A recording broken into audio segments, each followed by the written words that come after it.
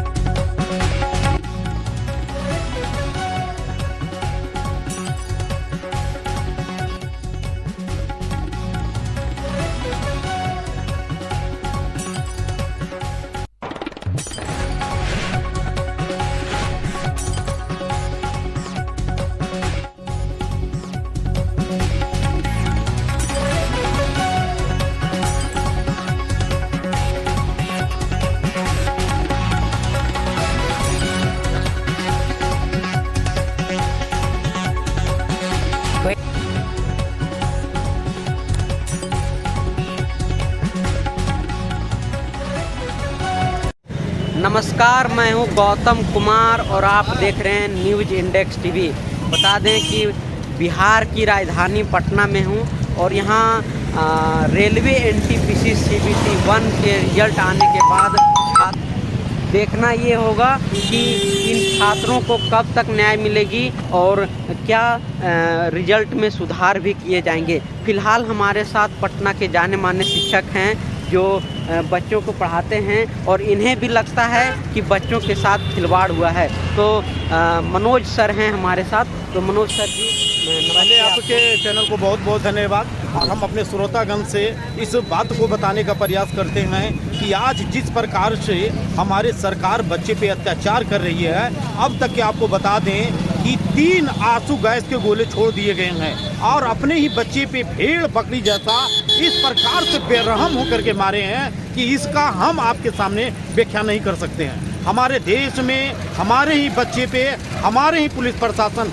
अगर इस प्रकार का अत्याचार करता है तो ये मान लेना होगा कि सचमुच में ये तालिबानी सरकार आ चुकी है। हमारे माननीय प्रधानमंत्री जी का कहना था कि हर साल हम 2 करोड़ नौकरियां देंगे। आज 7 साल के दरमियान में आपको 14 करोड़ नौकरियां की बात होती है, लेकिन आज 1.5 लाख भी नौकरियां नहीं मिल पा रही है। अगर ये नहीं मिल पा रहा है तो कहीं ना कहीं निश्चित तौर पे हमारे बच्चे का दोष नहीं बल्कि शासन तंत्र में बैठे हमारे माननीय प्रधानमंत्री जी का दोष है, जिनके कथनी और करनी में आसमान जमीन का अंतर है। कुछ बोलते हैं और कुछ करते हैं। इसलिए मैं आपके चैनल के माध्यम से कहना चाहता हूं कि माननीय प्रधानमंत्री जी, आप सब दिन प्रधानमंत्री नहीं रहिएगा, इसलिए जो बात बोलते हैं उस पे अमल कीजिए। अगर अमल नहीं करते हैं तो बोलना बंद कीजिए।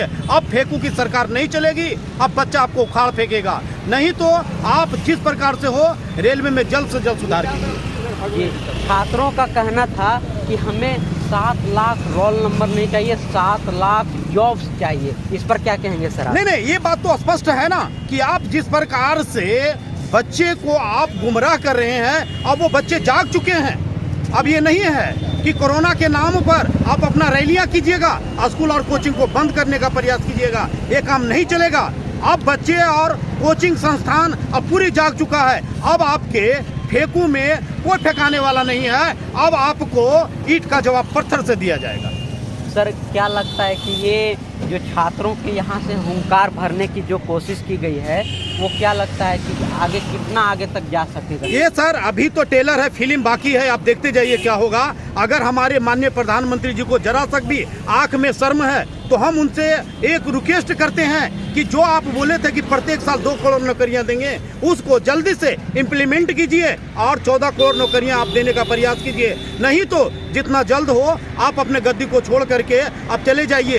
ये तालिबान वाला रूल नहीं चलेगा यहाँ। ये इंडिया है, यहाँ की जनता हर जाग चुकी है। वोट देता है तो उसका अधिकार भी वो जानता है। चलिए सर, आपको बच्चों की आवाज़ उठाने के लिए हम आपको धन्यवाद भी करते हैं और आप लगातार बच्चों के इस मुहिम में साथ दिए हैं और मुझे पूरा भरोसा है कि आप हमेशा बच्चों के साथ डटकर सामना करेंगे, क्योंकि अभी जिस तरीके के हालात हो गए थे सर कि आप नीचे देख सकते हैं, अभी भी यहाँ जो प्रशासन की गहमा गहमी है वो लगातार जारी है। बच्चों को इस तरह से पीट करके भगा दिया जा रहा था, उनको लग रहा था कि ये सरकार को घेरने की कोशिश करें, लेकिन एक्चुअली बच्चों जो है वो सिर्फ अपने रोजगार की बात करने के लिए आए थे। सर क्या जायज़ है सर इस तरह से मार करके भगा देना, आंसू गैस के गोले सर छोड़ना बच्चों पर? हम तो आपको बता रहे हैं कि ये 12 बजे से प्रदर्शन से चल रहे हैं और 12 बजे से बच्चे शांतिपूर्ण प्रदर्शन कर रहे थे। किसी प्रकार का बच्चे किसी प्रकार का कोई भी आप जो हिंसक कार्य नहीं कर रहे थे, फिर भी सरकार उस पे दमनकारी नीति अपना करके आप देख सकते हैं 3-3 आंसू के गोले छोड़े गए हैं अपने ही बच्चे पे और भेड़ बकरी जैसा मारा गया है। बताइए ऐसा कोई सरकार होता है? अपने ही बच्चे पे आंसू गोली छोड़ते हो, अपने ही बच्चे पे पुलिस को इम्प्लीमेंट करते हो। अरे बच्चे का जो मांग है उस मांग को समझिए और बच्चे को समझाने का कार्य कीजिए। ये बच्चा आपका ही है। ये बच्चा जब अगर कुछ अच्छे करते हैं तो बोलते हैं ये मेरा बच्चा है, और आज इस बच्चे अगर भटक रहे हैं तो आपके कारण भटक रहा है। आज आपसे पूछ रहे हैं ना क्या स्थिति हो गई है देश की, महंगाई पे कंट्रोल आपका नहीं है। आप देख लीजिए पेट्रोल का दाम कहाँ चला गया, डीजल का काम कहाँ चला गया। 450 रुपया होता था रसोई गैस, तो आप मतलब प्याज का माला पहनते थे, आज 1000 रुपया से पार हो गया। आज बोलने वाले के चुप्पी में है, और आप सब जैसे मीडिया ईमानदार मीडिया है जो कि आज बचाए हुए हैं। नहीं तो आपको पता है कि गोदी मीडिया जो है ना दलाल बन गया है बीजेपी का, ये अब नहीं चलेगा।